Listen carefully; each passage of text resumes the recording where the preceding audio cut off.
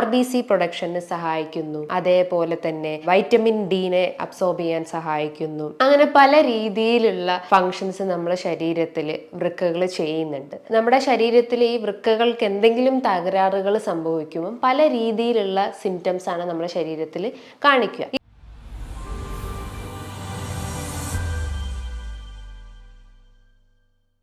Hi, ഞാൻ doctor Juhi Das, QNB health കെയറിലെ homeopathic ഫിസിഷ്യനാണ്. ഇന്ന് ദിനം പ്രതി വൃക്ക രോഗികളുടെ എണ്ണം വർദ്ധിച്ചു വരികയാണ്. നമ്മുടെ ശരീരത്തിലെ ഏറ്റവും പ്രധാനപ്പെട്ട ഒരു അവയവമാണ് വൃക്ക എന്ന് പറയുന്നത്.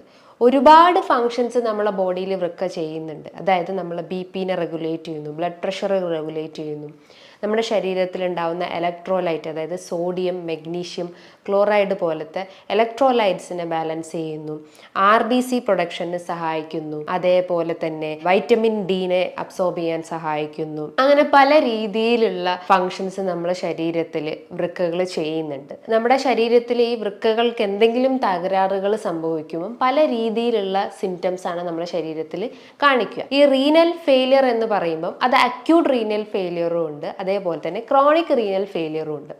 അക്യൂട്ട് റീനൽ ഫെയിലിയർ എന്ന് പറയുമ്പം ഒരു ചുരുങ്ങിയ കാലയളവ്, ഏകദേശം ഒരു 3 month ഡ്യൂറേഷനിൽ വരുന്നതിനെയാണ് അക്യൂട്ട് റീനൽ ഫെയിലിയർ എന്ന് പറയുന്നത്. ക്രോണിക് റീനൽ ഫെയിലിയർ എന്ന് പറയുമ്പം അത് മോർ ദാൻ ഒരു 6 months ശേഷമായിട്ടുള്ളതുണ്ടെങ്കിൽ അതിനെ ക്രോണിക് റീനൽ ഫെയിലിയർ എന്ന് പറയുന്നു. റീനൽ ഫെയിലിയർ എന്ന് പറയുന്നതിൻ്റെ ആ ഒരു ടേം എന്ന് ഉദ്ദേശിക്കുന്നത് നമ്മുടെ യൂറിൻ ഔട്ട്പുട്ട് അവിടെ റെഡ്യൂസ്ഡ് ആയി എന്നുള്ള ഒരു സിമ്പലാണ് ഈ റീനൽ ഫെയിലിയർ എന്ന് പറയുന്നത്. നമുക്കറിയാം, നമ്മുടെ കിഡ്നി വഴിയാണ് നമ്മുടെ രക്തം ശുദ്ധീകരിക്കുന്നതും അതുവഴിയാണ് നമ്മുടെ ആ ഒരു യൂറിൻ പാസ് ഔട്ട് ചെയ്തു പോകുന്നതും. ഡെയിലി ഒരു യൂറിൻ ഔട്ട്പുട്ട് എന്ന് പറയുമ്പോൾ ഒരു 1.5 ലിറ്റർ ആണ് യൂറിൻ ഔട്ട്പുട്ട് പറയുന്നത്. അപ്പോൾ ഈ യൂറിൻ, അതായത് ഈ ഒരു രക്തത്തെ ഫിൽട്ടർ ചെയ്യാനും യൂറിനായിട്ട് പുറന്തള്ളപ്പെടാനും സഹായിക്കുന്ന ഏറ്റവും വലിയൊരു അവയവമാണ് കിഡ്നി എന്ന് പറയുന്നത്. ഈ കിഡ്നിക്ക് എന്തെങ്കിലും ഒരു ഡാമേജ് സംഭവിക്കുമ്പോഴാണ് നമ്മുടെ യൂറിൻ ഔട്ട്പുട്ടിൽ ഉണ്ടാകുന്ന വേരിയേഷൻസ് കാണിക്കുന്നത്. ചില ആളുകൾക്ക് യൂറിൻ അവിടെ ഭയങ്കര കോൺസെൻട്രേറ്റഡ് ആയി പോകുന്നു, അല്ലെങ്കിൽ ഭയങ്കര ഒരു യെല്ലോയിഷ് ഡിസ്കളറേഷൻസ് കാണിക്കുന്നു. ചിലർക്ക് യൂറിനേറ്റ് ചെയ്യുമ്പോൾ ഭയങ്കര വേദന അനുഭവപ്പെടുന്നു, ഒരു ബേണിങ് സെൻസേഷൻ ഉണ്ടാവുന്നു, അതോടൊപ്പം തന്നെ ഒരു നടുവേദനേൻ്റെ പ്രശ്നങ്ങൾ ഉണ്ടാവുന്നു. അങ്ങനെ പല രീതിയിലായിട്ട് ഈ ഒരു യൂറിനറി സിംറ്റംസ് ഓരോ ആളുകളിലും അത് പ്രസൻറ്റ് ചെയ്യുന്നു. അപ്പോൾ അത് അക്യൂട്ട് റീനൽ ഫെയിലിയർ ആയാലും ക്രോണിക് റീനൽ ഫെയിലിയർ ആയാലും സിംറ്റംസ് ഓൾമോസ്റ്റ് സിമിലർ ആണെന്ന് നമുക്ക് പറയാം. അപ്പോൾ എന്തൊക്കെ കാരണങ്ങൾ കൊണ്ടാണ് ഇത്തരം കിഡ്നി ഡാമേജ് ഉണ്ടാവുന്നത്, അല്ലെങ്കിൽ ഈ ഒരു റീനൽ ഫെയിലിയർ ഉണ്ടാവുന്നത്? മെയിനായിട്ട് നമ്മളെ ബ്ലഡ് പ്രഷർ നമ്മൾ കൃത്യമായിട്ട് കൺട്രോൾ ചെയ്തിട്ടില്ലെങ്കിൽ, അല്ലെങ്കിൽ ഹൈപ്പർ ടെൻസീവ് ആയിട്ടുള്ള പേഷ്യൻസിലൊക്കെ ഈ റീനൽ ഫെയിലിയർ വരാനുള്ളൊരു ചാൻസസ് ഉണ്ട്. അതേപോലെ തന്നെ ഏറ്റവും പ്രധാനമായിട്ട്, ഏറ്റവും വില്ലനായിട്ട് വന്നിട്ടുള്ള ഒന്നാണ് പ്രമേഹം എന്ന് പറയുന്നത്. അതായത് ഡയബറ്റിസിൻ്റെ ഒരു കോംപ്ലിക്കേഷൻ ആയിട്ട് നമുക്ക് പറയാം ഡയബറ്റിക് നെഫ്രോപ്പതി എന്ന് പറയുന്നത്. ഡയബറ്റിക് നെഫ്രോപ്പതി എന്ന് പറയുമ്പം നമ്മുടെ വൃക്കകളെ തകരാറാക്കുന്ന, അല്ലെങ്കിൽ വൃക്കകൾ കംപ്ലീറ്റ് ആയിട്ട് നശിച്ചു പോകുന്ന ഒരു അവസ്ഥയാണ്. അതായത് യൂറിൻ ഔട്ട്പുട്ട് അവിടെ റെഡ്യൂസ്ഡ് ആണ്. അതുമൂലം നമുക്ക് ബാക്ക് ഏക്കിൻ്റെ പ്രശ്നങ്ങളും അതേപോലെ തന്നെ ക്ഷീണത്തിൻ്റെ പ്രശ്നങ്ങളും ഒക്കെ അനുഭവപ്പെടുന്നു. അപ്പം നമുക്ക് പറയാം ഏറ്റവും വില്ലനായിട്ടുള്ള ഒന്നാണ് ഈ പ്രമേഹം. ഈ പ്രമേഹം വന്നു കഴിഞ്ഞാൽ, അല്ലെങ്കിൽ ഇത്തരം ഷുഗർ പേഷ്യൻസിൽ കാണിക്കുന്ന ഒരു ബുദ്ധിമുട്ട് എന്ന് പറയുമ്പം അവർക്ക് റെക്കറൻ്റ് ആയിട്ട് യൂറിനേറ്റ് ചെയ്യാനുള്ള ഒരു പ്രശ്നങ്ങൾ വരുന്നു. അതായത് രാത്രി കാലങ്ങളിൽ ആ ഒരു യൂറിനെ പിടിച്ചു നിർത്താൻ പറ്റാത്തൊരവസ്ഥ വരുന്നു. ചില ആളുകൾക്ക് ബേണിംഗ് സെൻസേഷൻ ഉണ്ടാവും, ഒരു പുകച്ചിൽ പോലെയൊക്കെ ഫീൽ ചെയ്യുന്നു. ഈ ഒരു ഷുഗർ മോളിക്യൂൾസ് നമ്മളെ ബോഡിയിൽ ഇൻക്രീസ്ഡ് ആകുമ്പോൾ, അല്ലെങ്കിൽ ഗ്ലൂക്കോസിൻ്റെ ലെവൽ ഇൻക്രീസ് ആകുമ്പോൾ നമ്മുടെ കിഡ്നീൻ്റെ അകത്തുള്ള, അല്ലെങ്കിൽ കിഡ്നീൻ്റെ അകത്ത് സ്ഥിതി ചെയ്യുന്ന ഒരു സ്ട്രക്ചർ എന്ന് പറയുന്നത് ഗ്ലോമർലസ് എന്നാണ്. അതിലൂടെയാണ് പല രീതിയിലുള്ള ധാതുക്കളും ഫിൽട്ടർ ചെയ്ത് പോകുന്നത്. അപ്പം ഇത്തരം ഗ്ലൂക്കോസ് മോളിക്യൂൾസ് നമ്മുടെ രക്തത്തിൽ അധികമായി കഴിഞ്ഞു കഴിഞ്ഞാൽ അത് കൃത്യമായിട്ട് അത് ഫിൽട്ടർ ചെയ്ത് പോകത്തില്ല. അത് പകരം നമ്മുടെ ആ ഒരു ഗ്ലോമർലെസിനെ പോയിട്ട് ഡാമേജ് ചെയ്യും. അപ്പം അതുമൂലം നമുക്ക് ഈ യൂറിനറി കംപ്ലയിൻസ് ഉണ്ടാവുന്നു. അതേപോലെ തന്നെ മറ്റൊരു പ്രധാനപ്പെട്ട ഒരു കാരണം എന്ന് പറഞ്ഞു കഴിഞ്ഞാൽ അമിതവണ്ണമുള്ള ആളുകളിലും ഇത്തരം കിഡ്നി റിലേറ്റ് ചെയ്തിട്ടുള്ള കംപ്ലയിൻസ് ഉണ്ടാവും. അമിതവണ്ണം എന്ന് പറയുമ്പം അവിടെ ശരീരഭാരം വർദ്ധിച്ചിട്ടുണ്ടാവും. ഹൈറ്റിന് ഇക്വലൻ്റ് ആയിട്ടുള്ളൊരു വെയിറ്റ് അവർക്ക് ഉണ്ടാവില്ല. അപ്പം നമ്മുടെ ആ ഒരു ശരീരഭാരം കാരണം അവർക്ക് പ്രമേഹത്തിൻ്റെ പ്രശ്നങ്ങൾ ഉണ്ടാവുന്നു, ഫാറ്റി ലിവറിൻ്റെ ഇഷ്യൂസ് ഉണ്ടാവുന്നു, സ്ത്രീകളിൽ PCODൻ്റെ കംപ്ലയിൻസ് ഡെവലപ്പ് ചെയ്യുന്നു, ഫൈബ്രോയിഡിൻ്റെ ഇഷ്യൂസ് ഡെവലപ്പ് ചെയ്യുന്നു. ഇതിൻ്റെയൊക്കെ റീസൺസ് എന്ന് പറഞ്ഞു കഴിഞ്ഞാൽ നമ്മുടെ ശരീരഭാരം വർദ്ധിക്കുന്നു, നമ്മൾ അമിതമായിട്ടുള്ള കൊഴുപ്പ് ഭക്ഷണങ്ങൾ കഴിക്കുന്നു, അമിതമായിട്ട് ജങ്ക് ഫുഡ്, പ്രോസസ്ഡ് ഫുഡിനെ ഡയറ്റിനെയൊക്കെ ഡിപ്പെൻഡ് ചെയ്യുന്നു, കൂടുതലായിട്ട് റിഫൈൻഡ് ഓയിൽസ് യൂസ് ചെയ്യുന്നു, കൃത്യമായ ഒരു കാലയളവിൽ നമ്മൾ ഭക്ഷണം കഴിക്കാതിരിക്കുന്നു. അത്തരം കാരണങ്ങൾ കൊണ്ടാണ് നമുക്ക് വെയിറ്റ് കൂടി വരുന്നത്. അപ്പോൾ വെയിറ്റ് കൂടി വന്നു കഴിഞ്ഞാൽ നമുക്ക് ഇത്തരം ബ്ലഡ് വെസൽസിനൊക്കെ ഡാമേജ് ആക്കും. അതുമൂലം നമുക്ക് കിഡ്നി ഫെയിലിയർ വരാനുള്ള ഒരു ചാൻസസ് ഉണ്ട്. അതേപോലെ തന്നെ മറ്റൊരു പ്രധാനപ്പെട്ട ഒരു കാരണം എന്ന് പറഞ്ഞു കഴിഞ്ഞാൽ എന്തെങ്കിലും ടാബ്ലറ്റ്സ് അധികമായിട്ട് എടുക്കുന്ന, അല്ലെങ്കിൽ ഓവർ മെഡിക്കേഷൻസ്, ആൻറ്റി ഡിപ്രസൻസ് പോലത്തെ ടാബ്ലറ്റ്സ് അല്ലെങ്കിൽ ആൻറ്റാസിഡ്സ് പോലത്തെ ഇത്തരം ടാബ്ലറ്റ്സ് ഇങ്ങനെ ഡെയിലി ഒരു 500 mg അല്ലെങ്കിൽ 1000 mg ഹൈ ഡോസിലൊക്കെ നമ്മൾ കഴിക്കുകയാണെങ്കിലും ഇത്തരം കിഡ്നി കംപ്ലയിൻസ് ഡെവലപ്പ് ചെയ്യാനുള്ള ഒരു ചാൻസസ് ഉണ്ട്.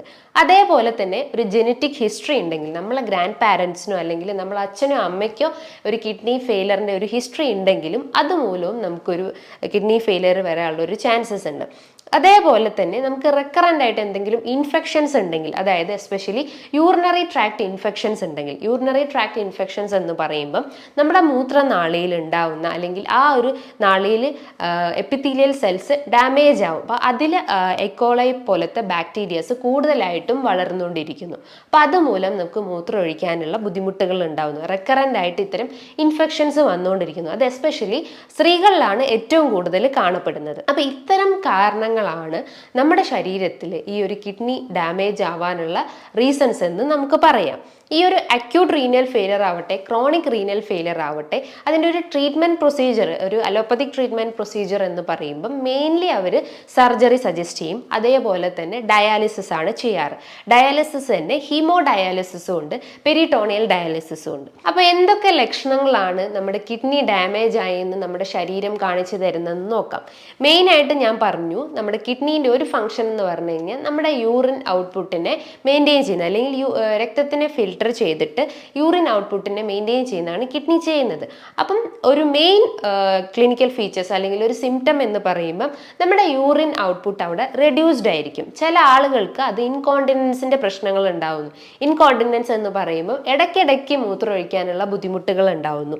അതേപോലെ ചിലർക്ക് ബേണിംഗ് പെയിൻ ഉണ്ടാവും, ഒരു പുകച്ചിൽ ഫീൽ ചെയ്യുന്നു. ചിലപ്പം മൂത്രം ഒഴിച്ചു കഴിഞ്ഞാൽ ഒരു വേദന അനുഭവപ്പെടാം. ചിലർക്ക് മൂത്രത്തിനോടൊപ്പം തന്നെ ഒരു ബേണിംഗ് ഫീലിംഗ് ഉണ്ടാവുന്നു.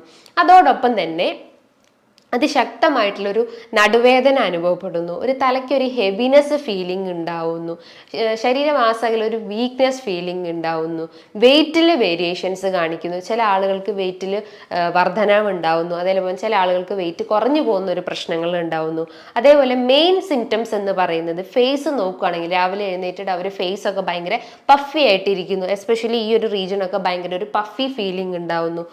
അതേപോലെ കാലുകൾ നോക്കുവാണെങ്കിൽ ഭയങ്കര ഒരു എഡിമ ഫീലിംഗ്, അല്ലെങ്കിൽ ആംഗിൾ റീജിയൻ ഒക്കെ നോക്കുവാണെങ്കിൽ കാലിങ്ങനെ വീർത്തിരിക്കുന്ന പോലെ ഒരു നീര് വെച്ചൊരു ഫീലിംഗ് ഉണ്ടാവുന്നു.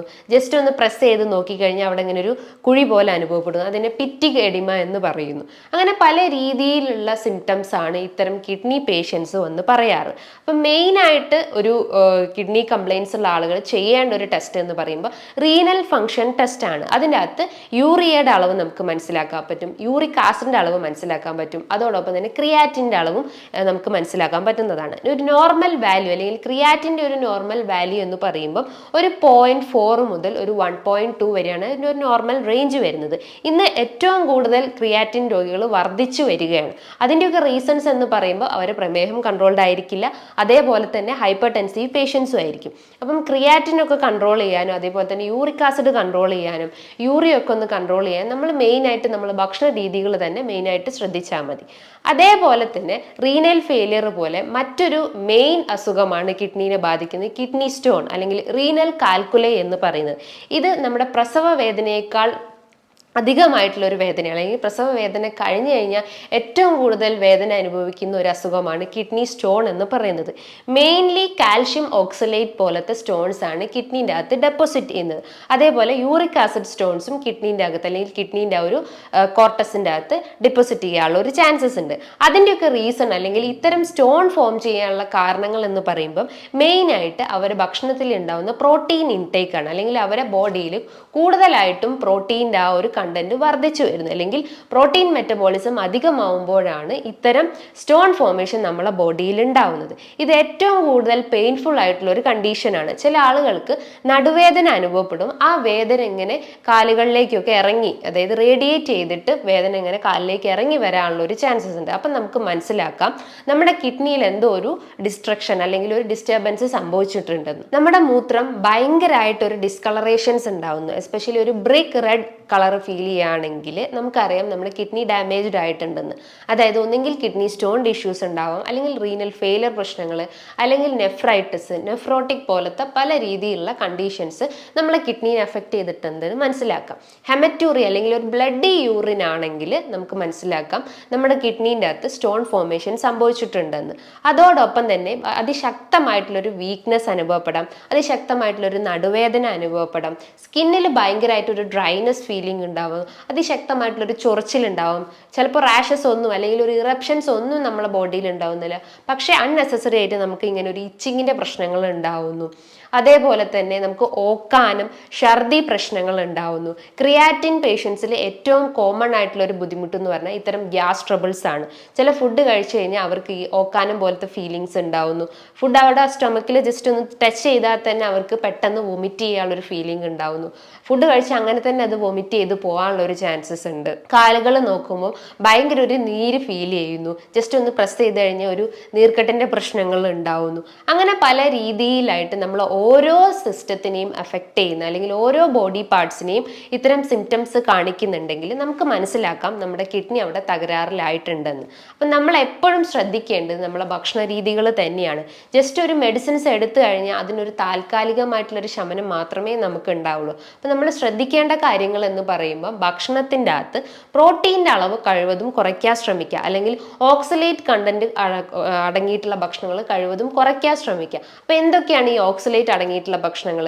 ചോക്ലേറ്റ്സ്, നട്ട്സ്, അതേപോലെ തന്നെ ബദാം, അതിൻ്റെ അകത്തൊക്കെയാണ് കൂടുതലായിട്ടും ഓക്സലേറ്റ് കണ്ടന്റ് ഉള്ളത്. അപ്പോൾ അത്തരം ഫുഡ് ഐറ്റംസ് നമ്മൾ കഴിവതും കട്ട് ചെയ്യാൻ ശ്രമിക്കുക. ഇനിയിപ്പോൾ കിഡ്നി സ്റ്റോൺ സിവിയർ ആയിട്ടുള്ള ഒരു സ്റ്റേജ് അല്ലെങ്കിൽ ഒരു 4 mm കൂടുതലായിട്ട് സ്റ്റോണിൻ്റെ സൈസ് ഉണ്ടെങ്കിൽ നിങ്ങളൊരു ഡോക്ടറുടെ നിർദ്ദേശപ്രകാരം മെഡിസിൻസ് എടുക്കേണ്ടതാണ്.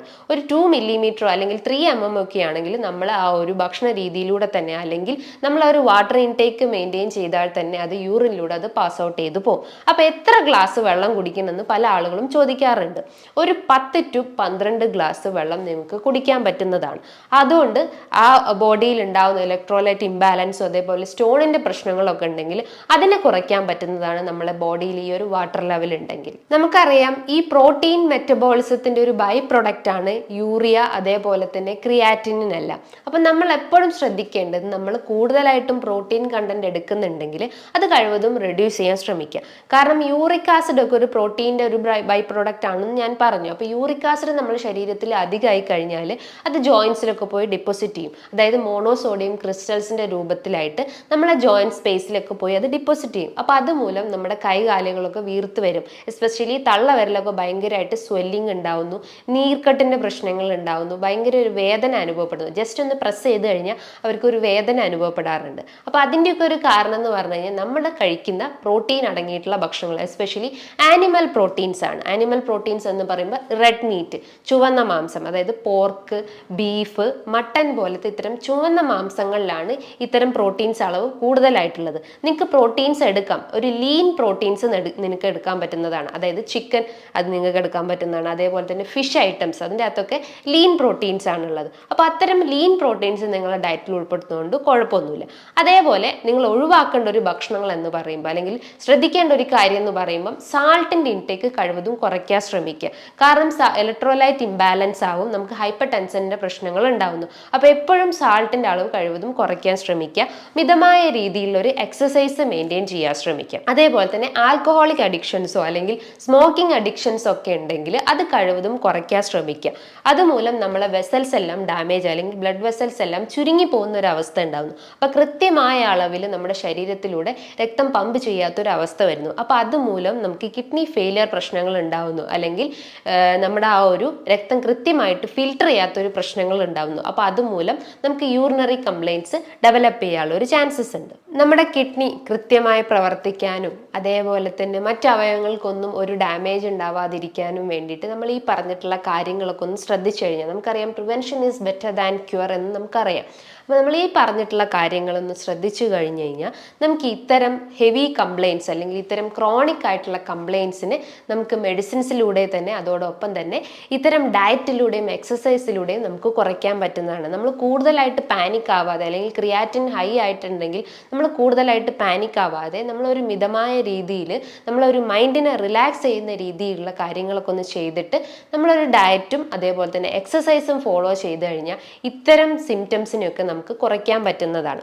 ഇനി ഇതുമായി ബന്ധപ്പെട്ട് നിങ്ങൾക്ക് എന്തെങ്കിലും ഡൗട്ടുകൾ ഉണ്ടെങ്കിൽ താഴെ കാണുന്ന നമ്പറിൽ കോൺടാക്റ്റ് ചെയ്യാവുന്നതാണ്.